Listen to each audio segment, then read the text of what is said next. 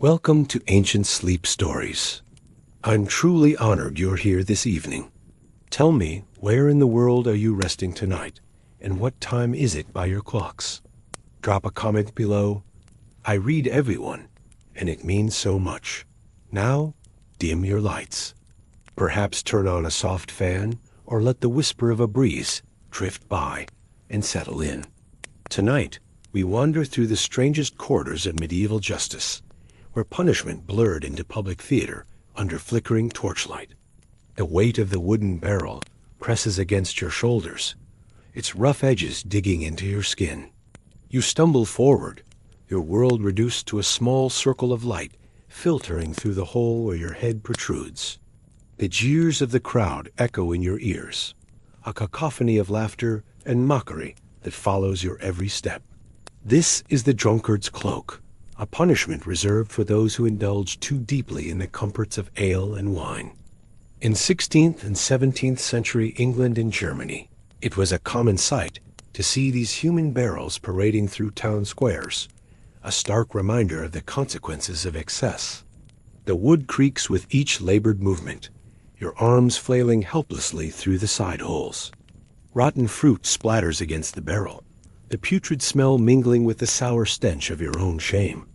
The weight of your transgressions is made literal, pressing down upon you with every step. As you shuffle forward, your gaze falls upon another unfortunate soul. A woman stands silent, her face contorted in a grimace of pain and humiliation. The scold's bridle encases her head, a cruel contraption of cold iron designed to silence those deemed too outspoken. The metal cage presses against her skull, its intricate design a mockery of craftsmanship. A flat piece of iron forces her tongue down, rendering speech impossible. Her eyes, wide with fear and anger, speak volumes that her silenced voice cannot. This medieval European punishment was reserved for women who dared to challenge the social order, their defiance met with public degradation. The crowd's attention shifts, their cruel fascination drawn to a new spectacle. A man kneels before a glowing brazier, his face a mask of terror. The searing heat of the branding iron hovers inches from his skin, its tip formed into the letter B, the mark of a dishonest baker. In 16th century England, such brandings were not uncommon. Those caught selling underweight bread would bear this scarlet letter for life, their crime etched into flesh. The air fills with the acrid scent of burning skin as the iron makes contact, a hiss of agony escaping through clenched teeth. Nearby, another unfortunate soul awaits his turn. The letter V glows red-hot, destined for the skin of a vagrant. And there, a brawler trembles, knowing the effie that will soon mark him as a fighter.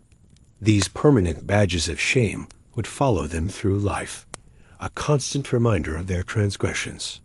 The tolling of distant bells punctuates the scene, each somber note a reminder of the passage of time and the weight of judgment. The crowd's murmurs ebb and flow, a tide of curiosity and cruel satisfaction washing over the condemned. As the sun begins to set, casting long shadows across the town square, the spectacle slowly disperses. The drunkard's cloak is removed, leaving its wearer unsteady and disoriented. The scold's bridle is unlocked, the woman's jaw working silently as feeling returns. The branded individuals are led away, their wounds still smoking, to begin lives forever altered. The implements of punishment are stored away, waiting for the next unfortunate souls to fall afoul of law and custom. The wooden barrel stands silent, its rough interior holding the echoes of countless humiliated drunkards. The iron bridle hangs on its hook, its cruel design a testament to the silencing of dissent. The branding irons cool slowly, their letters a stark reminder of the permanent nature of some crimes. As night falls, the town square empties, but the memory of these bizarre punishments lingers. In the shadows of medieval Europe, justice and cruelty often walked hand in hand, leaving indelible marks on both flesh and society. The weight of shame, the cold bite of iron, and the searing heat of judgment, These were the tools used to shape behavior and maintain order in a world both familiar and utterly foreign to our modern eyes. The soft scrape of metal against wood echoes through the empty square, a ghostly reminder of the day's events. It serves as a warning to those who might stray from the narrow path of acceptable behavior, a whisper of consequences that could befall them. In the quiet of the night, one can almost hear the phantom cries of those who endured these punishments. The drunkard's stumbling gait, the scold's muffled protests, the branded criminal's hiss of pain, all linger in the collective memory of the town. These punishments, bizarre as they may seem to modern sensibilities, were more than mere spectacle. They were a complex tapestry of social control, public humiliation, and deterrence. The drunkard's cloak not only punished the individual, but served as a walking advertisement against the dangers of excessive drinking. The scold's bridle silenced not just one woman, but sent a chilling message to all who might speak out against the established order. And the brandings, those permanent marks of shame, they transformed the human body into a living record of transgression. Long after the pain of the iron had faded, the scars remained, a constant reminder to both the branded and all who saw them of the consequences of stepping outside society's bounds. As dawn breaks, the town begins to stir once more. The square, now empty of its cruel spectacles, returns to its daily rhythms. But the echoes of yesterday's punishments linger. Children whisper about the human barrels they saw stumbling through the streets. Women eye each other warily, conscious of the power of words and the price of speaking out of turn. And in the marketplace, customers scrutinize their bread with newfound intensity, ever watchful for a baker's sleight of hand. The bizarre punishments of medieval Europe may have faded into history, but their impact resonates through time. They stand as a stark reminder of how societies have grappled with crime and punishment, order and chaos, conformity and dissent. In the weight of a barrel, the cold grip of an iron bridle, and the searing touch of a branding iron, we see reflections of our own struggles with justice, mercy, and the complex dance between individual freedom and societal control. As the new day unfolds, the town moves forward, carrying with it the invisible scars of its history.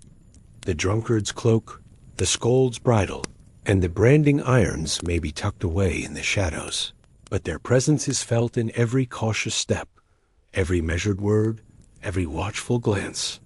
For in the end, these bizarre punishments were not just about the individuals who endured them, but about shaping the very fabric of society itself. As the crowd's laughter fades and the clink of iron cools, we turn the corner into darker rituals. Next, we will whisper of trials by ordeal the divine tests of guilt, where the innocent might burn or sink while the guilty walked free. Medieval Europe was a wild time. While life for most people wasn't as bad as it sometimes seems in movies, there were still some pretty messed up things going on. And when people did bad things, they were punished in ways we now would consider insane. Here are 3 of the weirdest punishments the medieval world had to offer, from fire, ice, and divine judgment. First up, trial by ordeal. From about the 4th century A.D. to the 19th century, a variety of divine tests were used throughout Europe to determine a person's guilt or innocence. These trials were not based on reason, but rather an appeal to God to reveal the truth. This meant that the accused could be subjected to things like holding red-hot iron bars, being submerged under cold water, and emerging without drowning, or even eating blessed bread that induced vomiting after consuming it. You can probably see how this system might have been exploited, and people certainly tried to rig these trials. One man who appealed to have his wife as alleged affair proven discovered that she had taken precautions by filling her skirt with lead to weigh her down. But despite such manipulations, trial by ordeal remained popular for nearly 15 centuries. Different methods were used in different places and times, but some of them were genuinely terrifying. Take, for example, the ordeal of the pair of anguish, also known as the Judas cradle.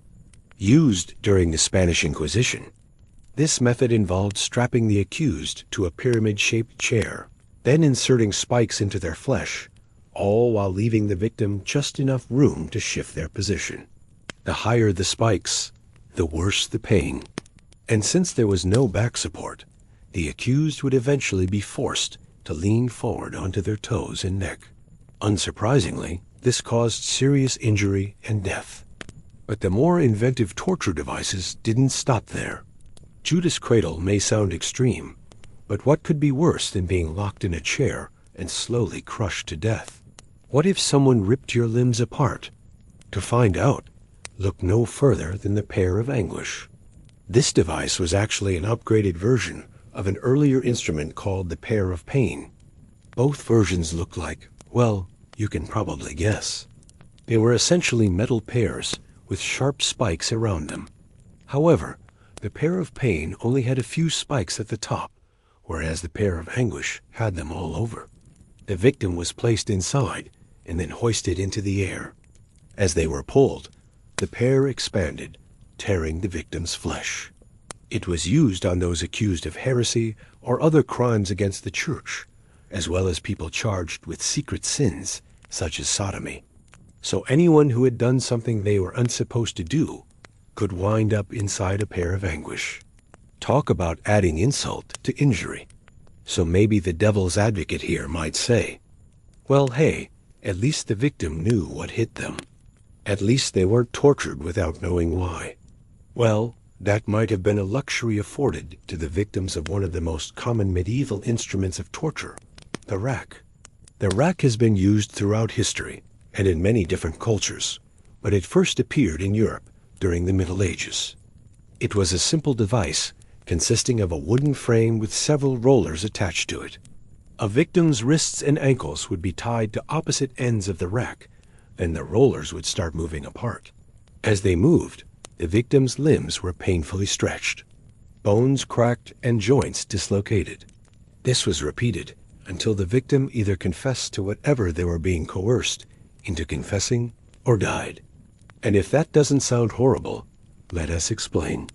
If you've ever done any kind of weight training, you may have used a pulley system to increase the difficulty of an exercise. Essentially, this is what the rack was doing to its victims, only on a much larger scale.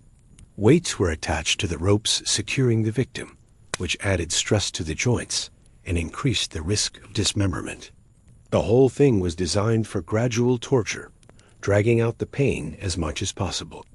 In fact, victims could be left on the rack for hours, days or even weeks, until they either died or gave the confession their torturers wanted. And because the medieval period lacked basic medical knowledge, almost everyone who went on the rack died. This is perhaps why it became such a favorite tool of medieval justice systems. After all, what's the point of torture if the victim isn't going to live anyway? But just how widespread was the use of the rack? During the medieval period, the rack was used across Europe for a wide variety of offenses. People were tortured on the rack for crimes ranging from petty theft to high treason. However, it was most commonly used for those accused of heresy or witchcraft. In fact, one of the last recorded uses of the rack in England was on the Pendle witches in 1612. These women were accused of a number of crimes, including the attempted murder of a magistrate. However, there is little evidence that any of them were actually guilty. Instead, they were victims of superstition and fear. In the end, 2 of the witches were hanged, while the others were tortured on the rack. The rack continued to be used throughout Europe until the 18th and 19th centuries, when it was finally outlawed. However, it was not forgotten. In fact, the rack remains an iconic symbol of medieval torture.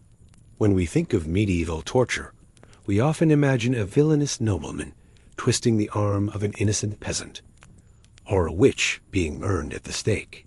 But the reality was much more complicated.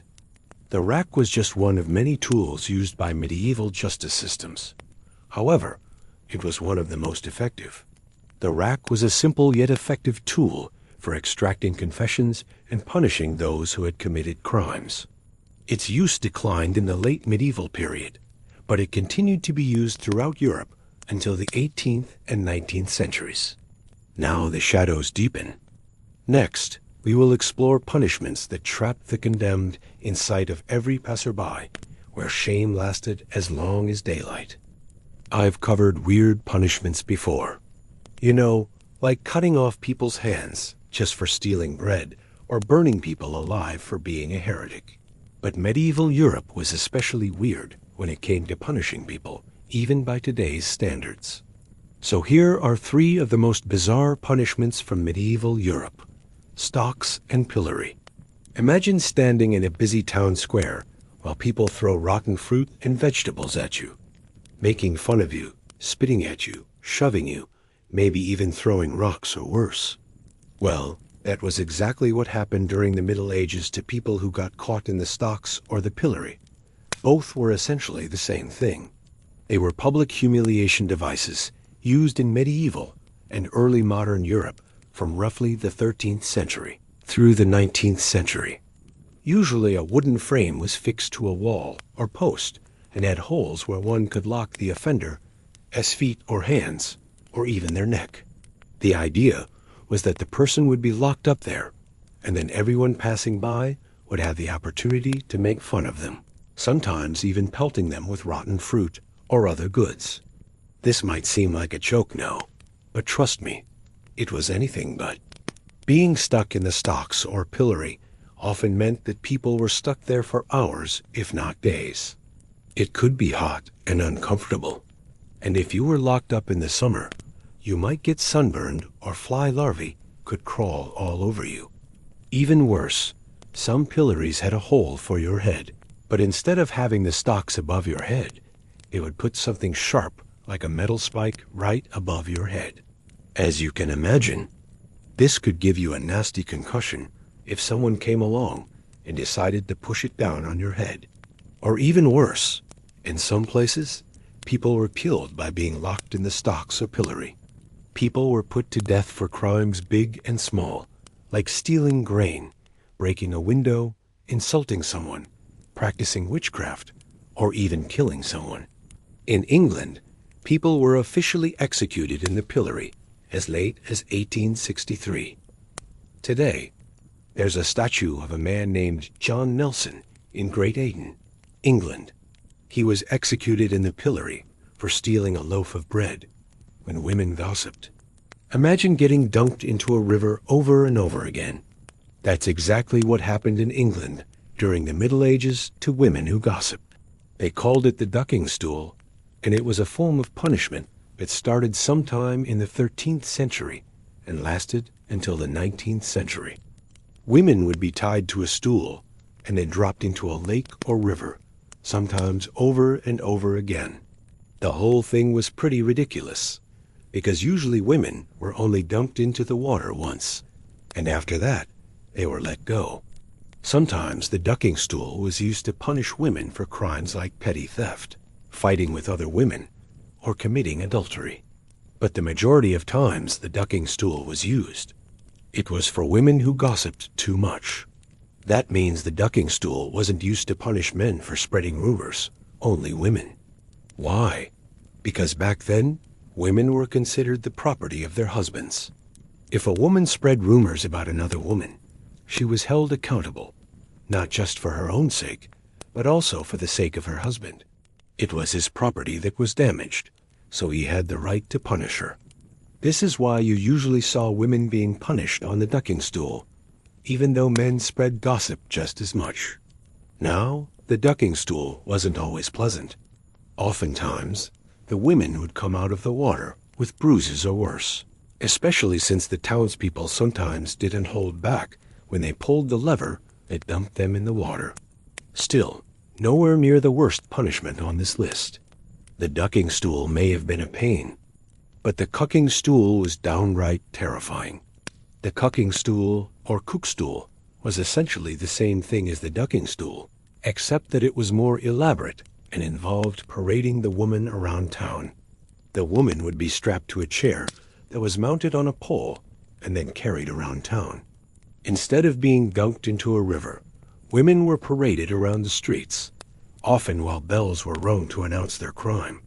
All the while, the woman would be holding a sign around her neck describing her crime. After the parade, the woman would either be locked in the pillory or have to sit on a rock outside of town until night. Like the ducking stool, the cook stool was mostly used to punish women who gossiped and spread rumors. The cook stool first appeared in England in the 1540s and remained in use until the 1820s. One of the last people to be publicly paraded around England in a cook stool was Mary Ann Bishop. She was an unwed mother who spread rumors about the father of her child and was paraded around Bristol in 1823. She was forced to sit on a three-legged stool while holding a sign that read, "Here is the reward of an honest maid." She died 2 years later. Iron collars. During the Middle Ages in Scotland and the Netherlands, if you committed a serious crime or disobeyed the church, you might have been locked up in an iron collar. They were called jubes in Scotland and the Netherlands. These were essentially the same thing. They were iron collars that were fastened to church walls or crosses and used to publicly shame people. They were used starting in the 15th century and remained in use for several centuries. The idea was that the person would wear the collar for several hours, days, or even weeks. Sometimes the person was locked up and left to die. Many people died simply because no one came to unlock them. Now, you might be wondering why they were called jugs, and it's because the word comes from the Latin word for jugum, meaning yoke, like what oxen wear. These iron collars were essentially the same thing, a kind of punishment that was meant to remind the wearer that they were being punished, and also meant to remind everyone else passing by that the person had done something wrong. The Scottish jugs were often used to punish people who committed crimes, such as stealing or murder, but were also used against people who didn't pay their debts. Ecclesiastical authorities also used the jugs to punish people who went against the church, such as those accused of heresy or witchcraft. One of the last recorded uses of the jugs happened in 1765, when a man named Patrick Dudgeon was locked up for selling illegal liquor. And if you want to see one for yourself today, you're in luck. There's one in Edinburgh that dates back to the 16th century. Weird medieval punishments. Stocks, pillories, and iron collars were just a few of the strange ways people were punished during medieval Europe. What do you think of these punishments? Let me know in the comments below. And if you enjoyed this video, please click like and subscribe. As gasps fade and water calms, we step into a realm where justice turned grim, the placing of traitors and criminals on display, even in death.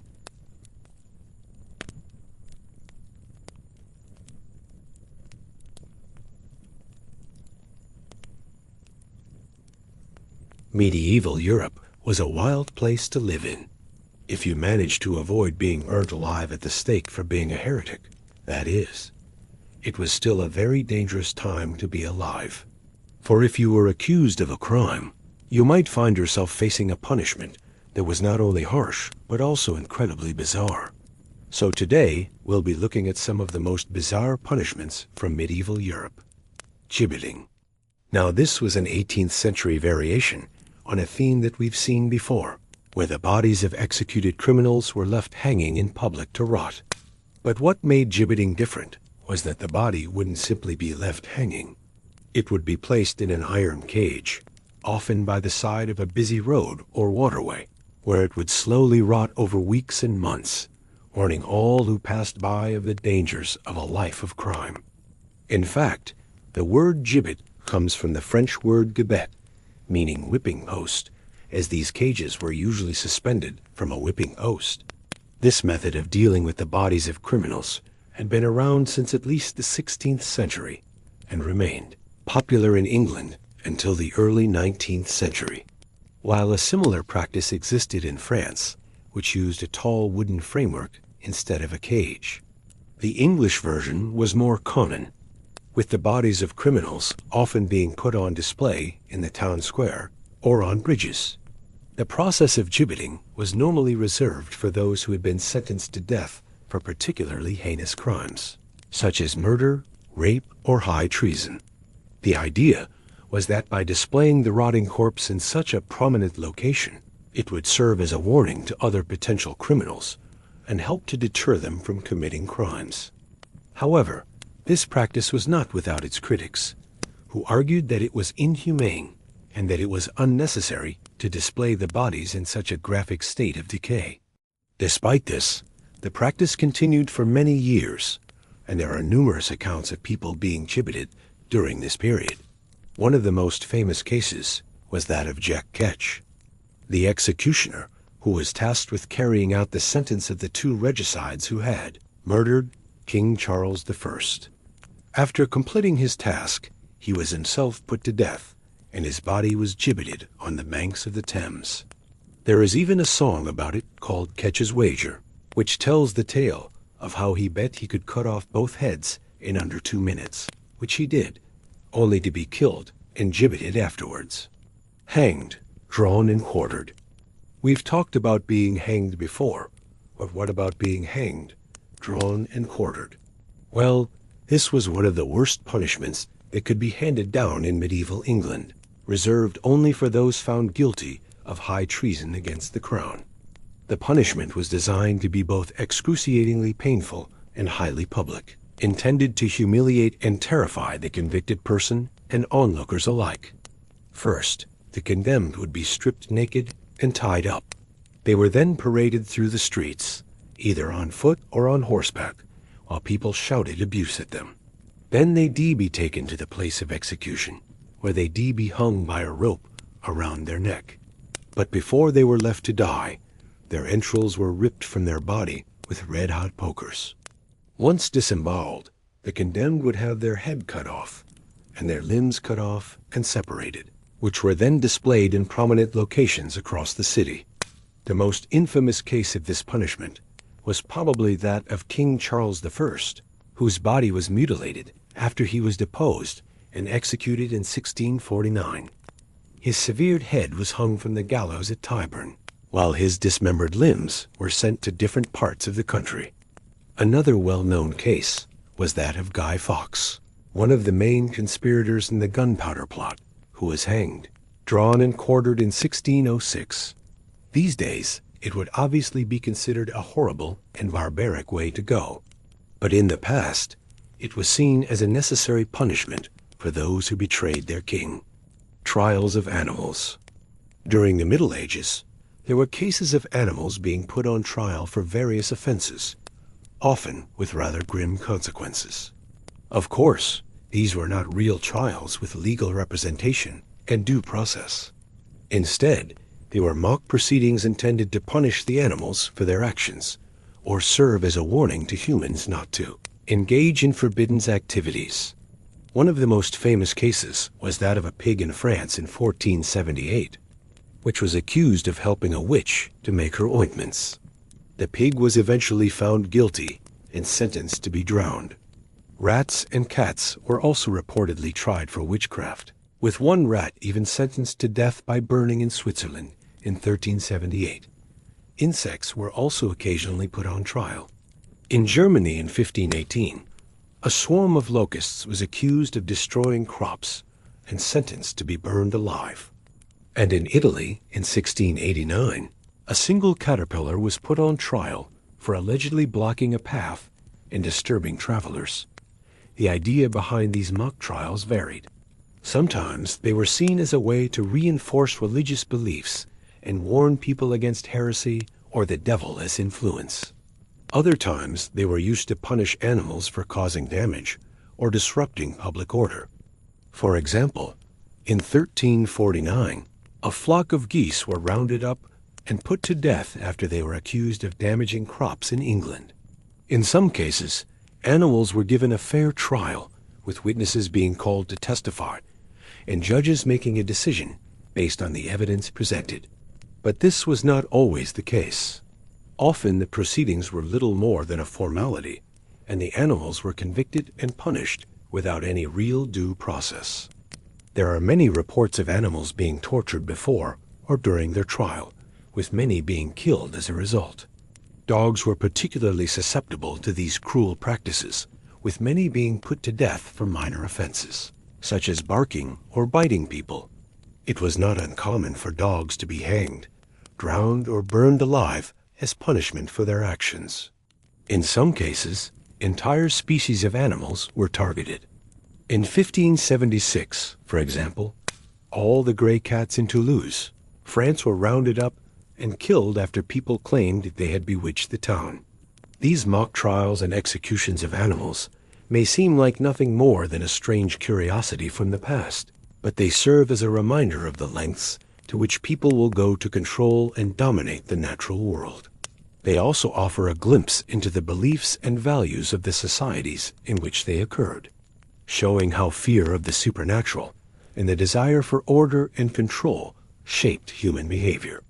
With these chilling fates revealed, we now let our hearts soften, for justice also carried a darker mirror, holding stories of survival, mercy, and the faint candle of hope.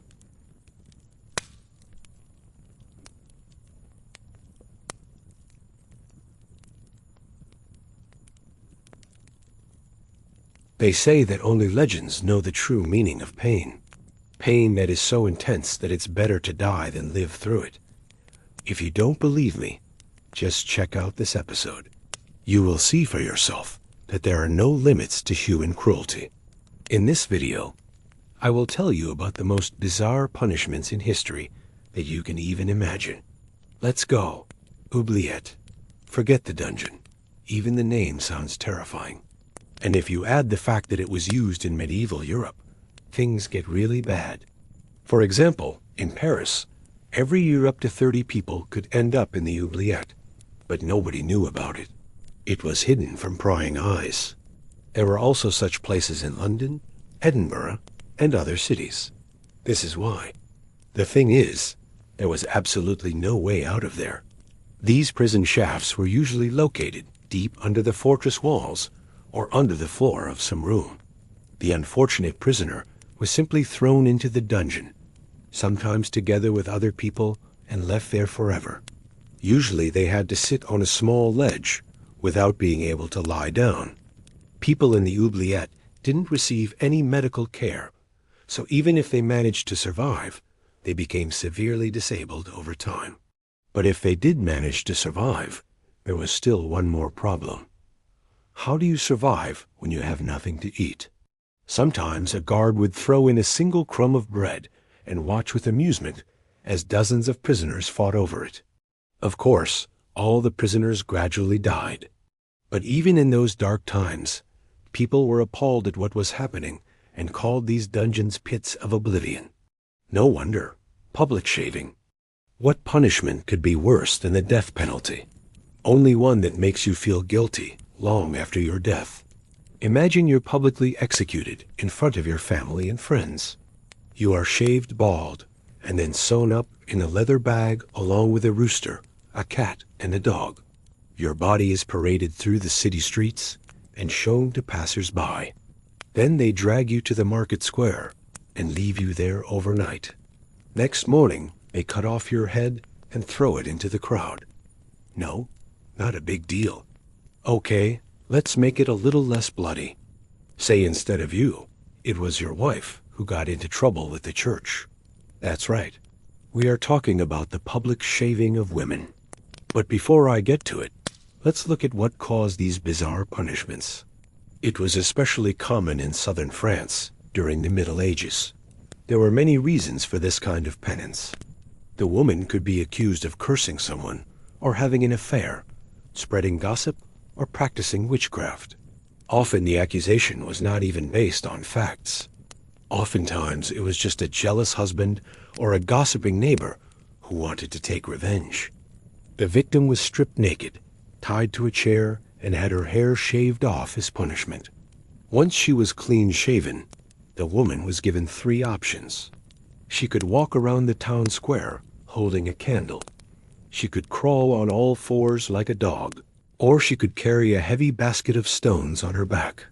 In some cases, the woman was forced to dance around the square, while men threw fruit and vegetables at her. This went on until the unfortunate woman died. By the way, another popular punishment was the white sheet penance. The woman was made to wear a white sheet over her dress and walk around the city. This was supposed to remind everyone that she was pure and innocent, except, of course, she wasn't. Pillory. Have you ever been in trouble with the police? Maybe you got fined for jaywalking? Well, in comparison, that's a piece of cake. I bet you've never heard of the pillory, a device invented in England in the 16th century and designed to punish all kinds of misdemeanor, from petty theft to slandering others. There were two types of pillories. One was intended to punish the body, and the other, the face. The first pillory looked like a wooden box with holes for the head and arms. The person was placed in it, and nails were driven into the holes. The second pillory was designed to inflict damage on the face. The offender's head was placed in a hole and locked in place. And then, depending on the severity of the crime, a red-hot musket ball was placed on the forehead, or a red-hot musket was shoved into the mouth. What's next? You ask the burning question, what does it have to do with my face? Everything. Such things happened in ancient Rome. It was called the law's strange face. The Romans believed that criminals deserved to suffer in public so that everyone could see it. They also believed that the culprit's relatives should have suffered along with them. After all, isn't the whole point of punishment to scare not only the criminal, but also his family and friends, so they wouldn't even think about breaking the law? The idea worked, but today we can safely say that it was cruel and unusual. Fortunately, these practices have become a thing of the past, though they still haven't been forgotten. Not long ago in Saudi Arabia, a thief had his hand cut off for stealing a mobile phone. That's why it's important to remember how we got where we are today. After all, just a few centuries ago, people believed that in order to avoid evil spirits, it was necessary to nail the coffin lid to the corpse. Can you imagine what those poor souls went through who were buried alive? This is exactly what happened to one of the Egyptian pharaohs, King Tutankhamun. He was only 9 years old when he ascended the throne and ruled for 10 years. When he died, his body was mummified according to the custom of the pharaohs. However, it is possible that the boy king was actually murdered. Scientists suggest that his death was caused by a broken leg. The pharaoh fractured his tibia and fibula, and instead of seeking medical help, he was bandaged and kept in a coffin. As a result, the infection spread throughout the body and killed him. What a horrible fate. Coffin texts. Who would have thought there could be something worse than being buried alive? Having been embalmed and placed in a coffin, you think you're finally at peace. But wait, what's that? Someone wrote you a very unpleasant note. In ancient Egypt, priests would write religious texts on the coffins of the dead. They were called coffin texts. They contained prayers and spells that were supposed to protect the deceased on his way to the afterlife. At the same time, the text served as a reminder to the living that violating the laws of the gods would result in severe punishment. Most often, the inscriptions on the coffins warned of the wrath of Ra, the supreme god of the Egyptians. Other coffins had images of Anubis, the god of the afterlife, and the words that said he was watching you. In addition to frightening the living, the coffin texts were meant to guide the soul of the deceased on its journey. The most famous coffin text comes from the burial of Queen Hediphirs. It says, "O Ra, grant prosperity to the one who reads this inscription, just as you granted it to him who commissioned it to be written." Ancient Egyptian religion was extremely complex and had a huge impact on every aspect of people's lives. So it's no surprise that the dead were constantly reminded of the importance of following its rules. Scaphism. What's worse than being nailed inside a coffin? Being locked inside a coffin with a bunch of bugs, worms, and other creepy crawlies. This form of torture was practiced in ancient Persia. They called it scaphism. Basically, it was a wooden coffin filled with water and various disgusting things. The victim was placed inside and left to rot. In the best-case scenario, the person died quickly. In the worst-case scenario, they survived for days, slowly losing their mind from the stench and vermin. To make things even more disgusting, sometimes the victim was given a small opening to breathe through, but it was soon clogged up by insects. In other cases, the victim's skin began to rot, leaving open sores that were then infested with maggots. Scaphism was considered a fitting punishment for serious crimes such as murder or rape. Blood eagle. Vikings were fierce warriors, and when they weren't busy going on raids, they liked to engage in public executions. One of their favorite punishments was the blood eagle. The condemned was usually tied to a post, and then the executioner cut open his chest with a sharp knife. After that, he pulled the ribs apart and fastened them to the post with a wooden peg. The skin was then peeled away from the ribs, revealing the lung tissue underneath. The executioner took one of the lungs, cut it into strips, and tied it to the victim's arms and legs. As you can see, the skin had already been removed from the arms and legs. And now the executioner used the strips of lung to make it look like the victim had wings. And then the most enjoyable part came. The victim was set on fire and watched as his flesh burned, and the fire caused his blood to drip down his arms and legs. The Vikings believed that the blood eagle was a great honor, since it was supposedly Odin himself who demanded this ritual. Stone blades. Do you think the sharpest blade is the one you hold in your hand? You must be joking. If you want to truly experience pain, you need to get cut by a stone blade. That's what the Mayans did in pre-Columbian America. First, the victim was put to sleep using a special narcotic plant. Then the executioner approached him with a sharp obsidian blade, which is a volcanic glass. With a quick movement, he cut open the chest and took out the still beating heart. In some cases, the Mayans sprinkled the wound with salt so that the bleeding would stop faster. But the suffering of the victim didn't end there. His skin was flayed and then removed from the body. The Mayans didn't waste the material and used it to cover the bodies of sacrificial victims. What a thoughtful nation. And now, let the embers fade, the gallows silence settle, and your eyelids close softly. You've borne witness to a darker facet of history's past. If you're still awake, thank you for joining me. Leave a comment, share your thoughts where you're listening from, and subscribe for more whispered journeys into time. Good night, ... and may your dreams be gentle and free.